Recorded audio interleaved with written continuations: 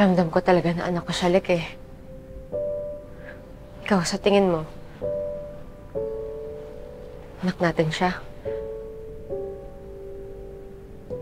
Kung anak nga natin siya, hindi tayo titigil hanggat hindi natin siya nababawi. Susuportahan ko siya. Magpapakaama ako sa kanya. Kahit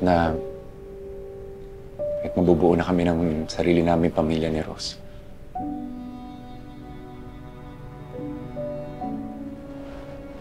Alam kong hindi magiging madali kay ate na tanggapin na may anak tayo.